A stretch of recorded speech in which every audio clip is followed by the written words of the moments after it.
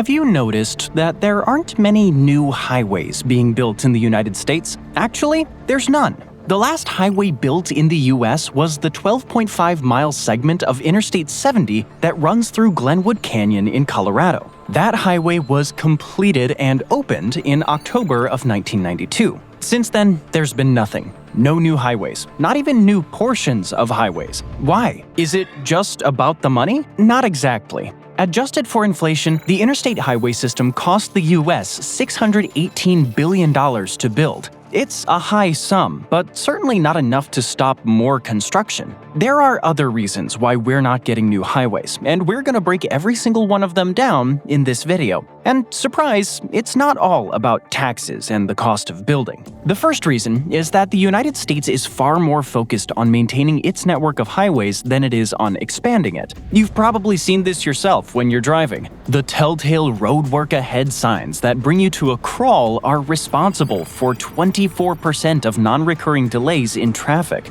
That maintenance is also a money sink. In 2019, Transportation for America said the US will need just over $230 billion per year over the next 6 years just to keep America's existing roads working properly. Why is so much money spent on maintenance? Well, a large part of the reason comes down to the aging highway infrastructure. Even the newest stretch of American highway is over 30 years old and has seen millions of cars drive along its roads. That stretch of highway accounts for just 12.5 miles of a 40,000-mile network that started construction following the passing of the 1956 Federal Aid Highway Act. Some stretches of American highways are even older than that act. The first highway, dubbed the National Road, started construction in 1811 and ran for 820 miles through 6 states. The point is that there are a lot of roads that need maintenance in the US highway system. Those roads are taking a constant battering from the elements.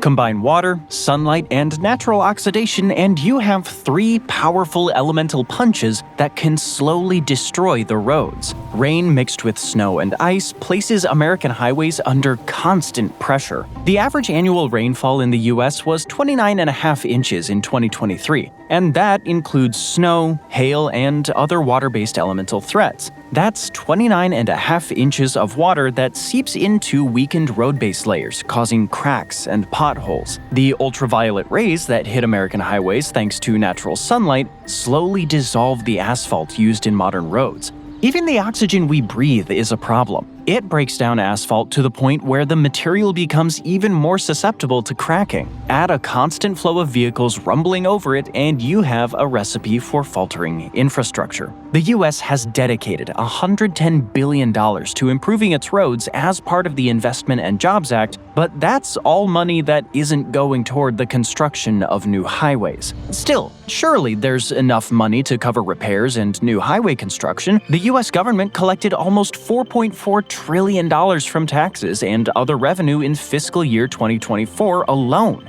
Couldn't some of that cash go toward new roads? It could, but there are other reasons why we're not seeing new highways. Regulatory and environmental challenges also impact highway construction. Any new highways have to meet a minimum lane width of 12 feet, have a minimum of 4-foot paved shoulder on the left and a 10-foot shoulder on the right. Then, when there's 3 lanes in both directions, the shoulder width rises to 10 feet on either side. That may not seem like much, but it reveals that even a single new road requires a lot of land to build. If that new highway stretches for several hundred miles, a state or states will have to sacrifice vast tracts of land to allow for new highway construction. Putting that aside for now, though, we'll come back to land acquisition in a moment. There are also environmental factors at play in highway construction. The Environmental Protection Agency, or EPA, points to the Coastal Zone Act Reauthorization Amendments, or CZARA, of 1990 as a big reason why new highways aren't being built.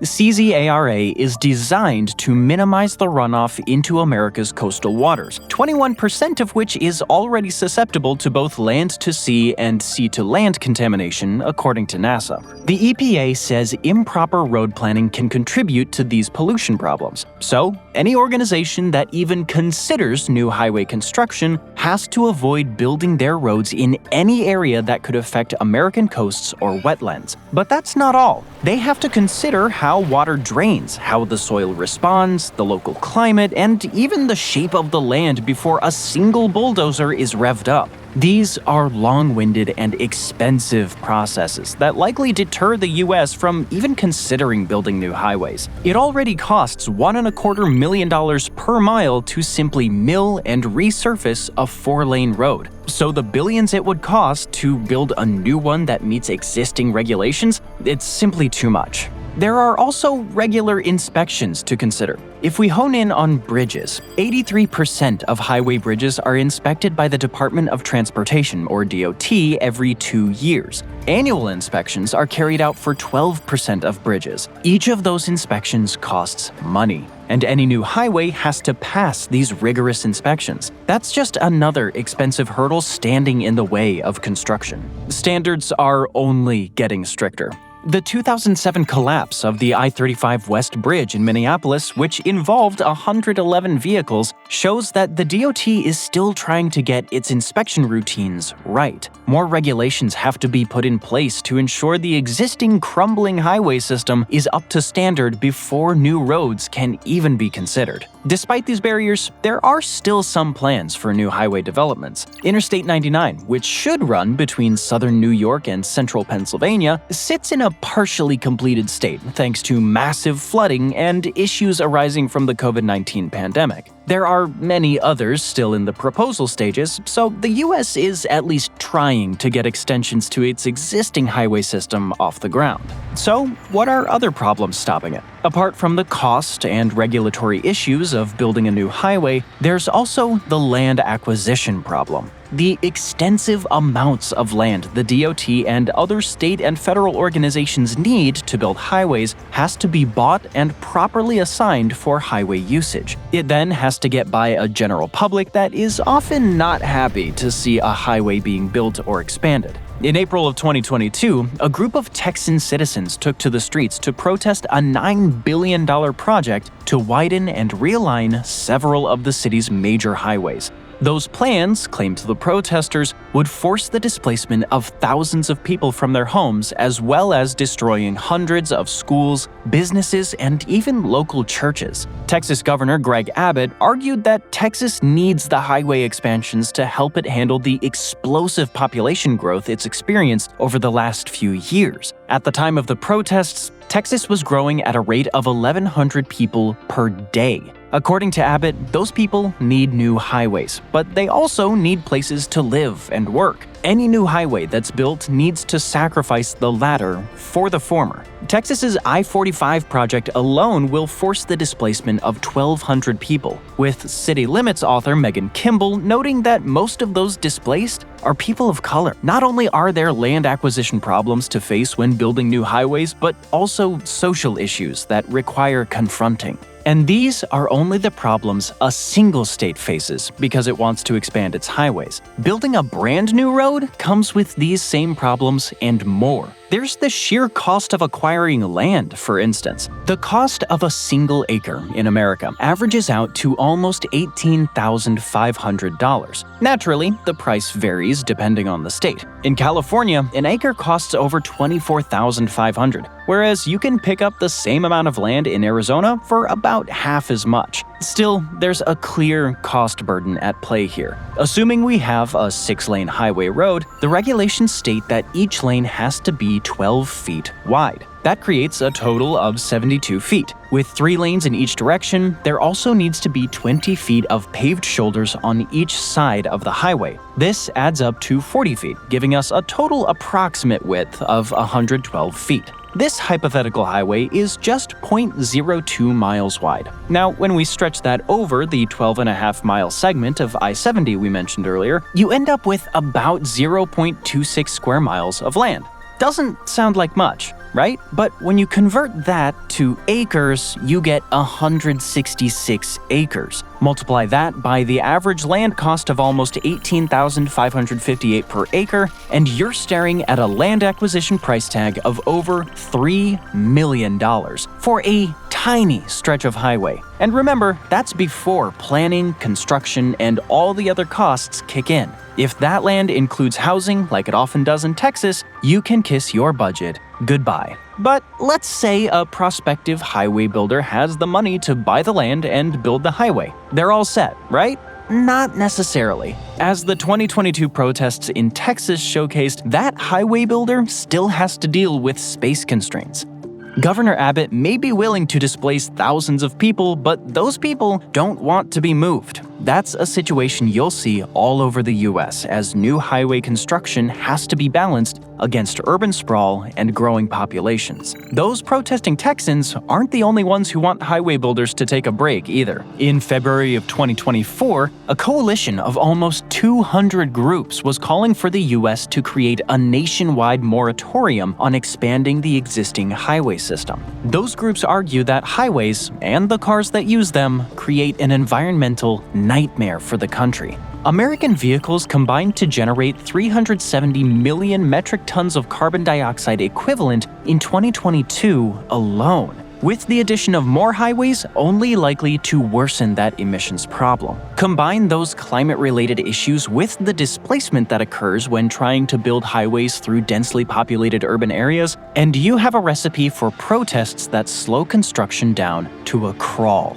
All of which brings us to our next reason why new highways aren't being built in the United States. America's collective transportation needs are changing. The majority of American voters would much rather see the money that could go toward new highways spent on more public transportation options in their cities. 71% of American voters believe more funding should go to public transport at the expense of new highways. However, they're being forced to watch as investment into highways outstrips money going into trains, buses, and similar forms of transportation at a ratio of $4 to $1. There's certainly a return on investment that comes from spending more on public transport. Public transit provides a 5-to-1 return, and that it's better for the environment too. It currently saves 37 million metric tons of carbon dioxide emissions per year in the US. That's around a tenth of what vehicles generate annually. The carbon conscious will point to that as reason enough to spend less on highways.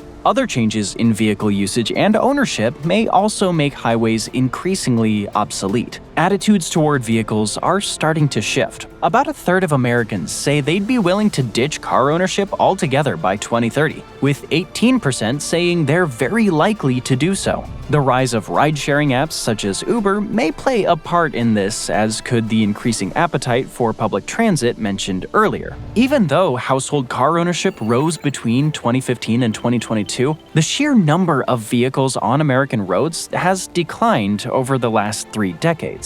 America was home to 136 million vehicles in 1995. That number peaked in 2001 with 138 million before starting a steady decline to take us to just under 100 million in 2022. These figures suggest that households are increasingly moving away from owning more than one car. Fewer cars means less demand for new highways. So, where does all of this leave the US when it comes to its highways? There are new projects in the works, but they're constantly beset with delays related to costs and opposition from the general public. Maintenance of existing highways is a greater priority than building new ones. Plus, there's a clear emerging trend toward public transit and fewer cars on the roads, which make it even harder to justify the expense of building new highways. Money gained from taxes isn't the issue. Instead, there's a cavalcade of challenges that makes building new highways not worth the time or effort required.